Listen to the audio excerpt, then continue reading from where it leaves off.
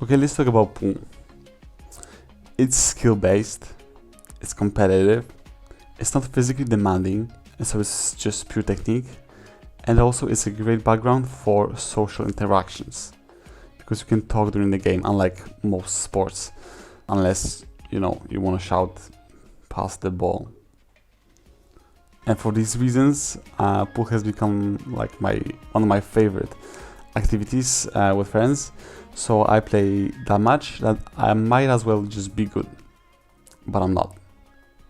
I'm not bad, but I'm super inconsistent, which is pretty annoying.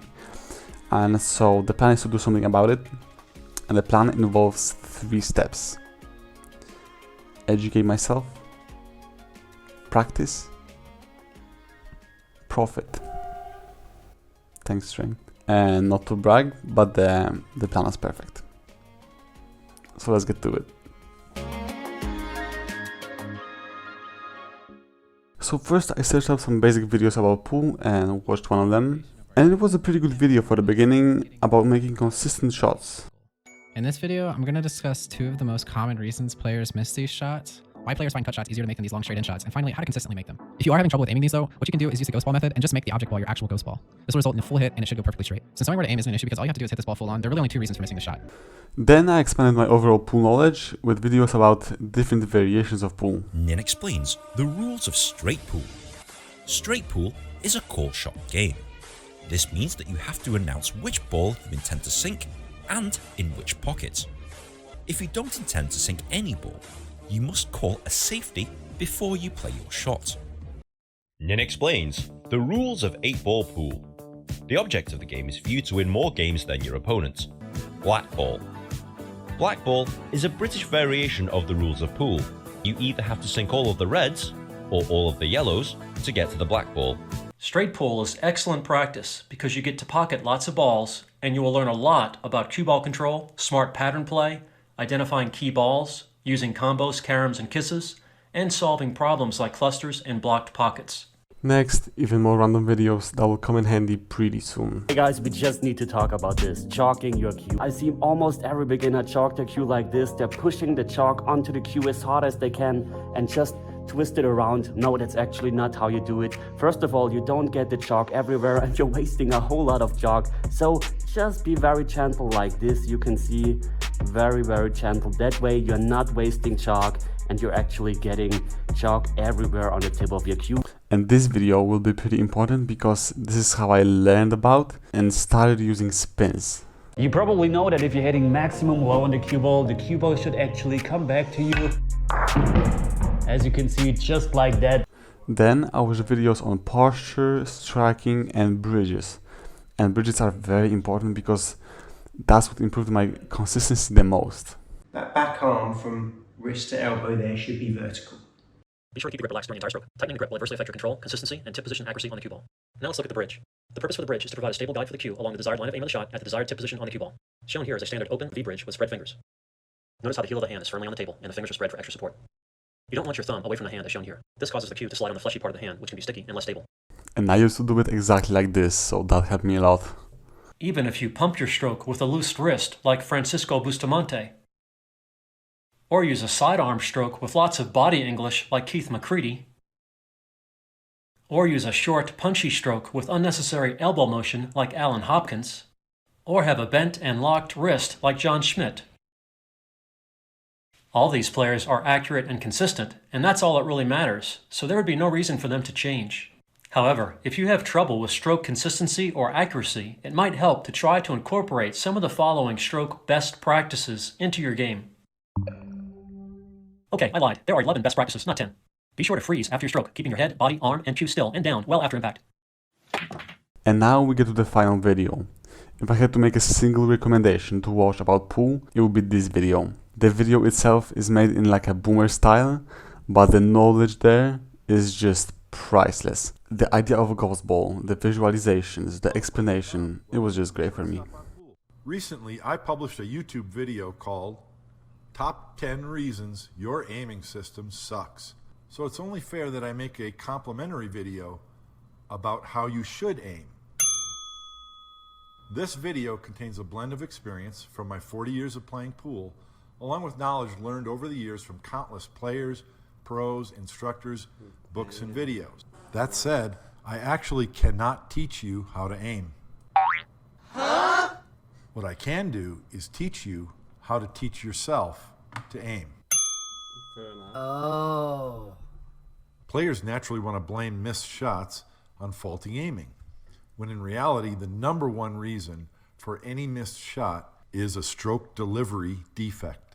And of course, finally, perhaps you weren't aimed at the correct point. An imaginary ball that is on the shot line and touching the object ball is called a ghost ball. If any other ball, such as a cue ball, hits the object ball at the ghost ball position, the object ball will go in the pocket. The cue ball always travels along the tangent line after leaving the object ball. Take a look at this shot. Most pool players would look at those two cue ball positions and consider them to be the same shot. But let's put the ghost ball in the image and then draw an aim line from each cue ball to the ghost ball. You can see that the aim line is different even though the object ball hasn't moved. It doesn't matter if you feel that you're unable to visualize the ghost ball position. Just remember that the cut angle for every shot is measured through the ghost ball, not through the object ball. It is time, ladies and gentlemen, to try out our newly acquired knowledge in practice. Vibe, choking my cue as shown in the tutorial earlier.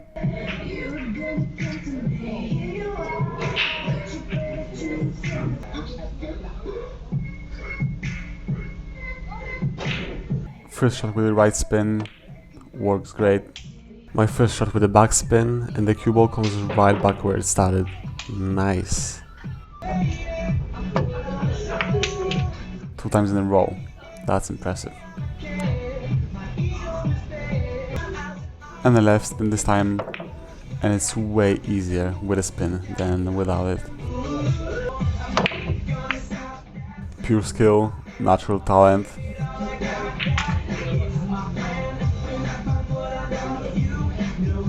And a right spin. Feels great to make them consistently.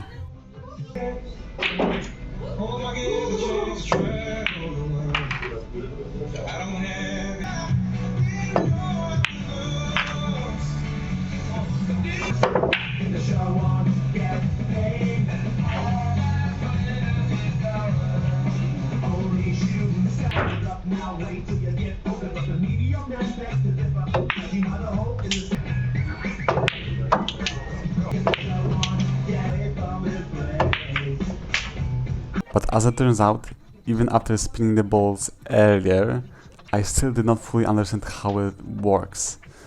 You can see me in the background here, trying so hard for like half an hour to hit that ball, because with a spin, it should not be that hard. But as you can see, the results of my shots didn't really match my expectations. It's because I didn't understand how spinning works. So now I can quickly explain it to you. If we have a ball and we hit it like this, the angle of that in respect of to some coordinates, this angle determines where the ball goes. So if we hit it like this, it will go there without a spin, and deviating from the center will determine the spin. So if we hit it like this, it will still go here, but with the right spin. And so if this is a side view, and here we have a ground, this is a back spin, top spin, right spin, and left spin. I mean, of course, it's usually more closer to the middle, and this is no spin. Like that. And after I understood that, I tried similar shot, and this time it usually went in the right direction.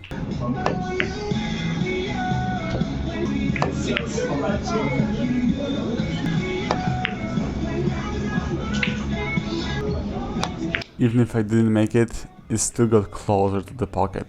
instead of just bouncing back into the wild like here.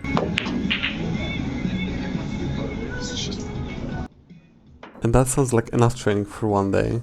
And also the place got more crowded, so it was hard to record. That meant that it was time to go. And I have a small update, because after the pool day on Friday, on the following Tuesday, I went out with a friend and I crushed her. And that just makes me happy. She was really impressed. And I don't say that to brag, but to show that the practice was worth it. That's what makes me happy. It was actually a well spent time and I'm getting better. So hopefully I'll crush more friends in the future. And thanks for watching.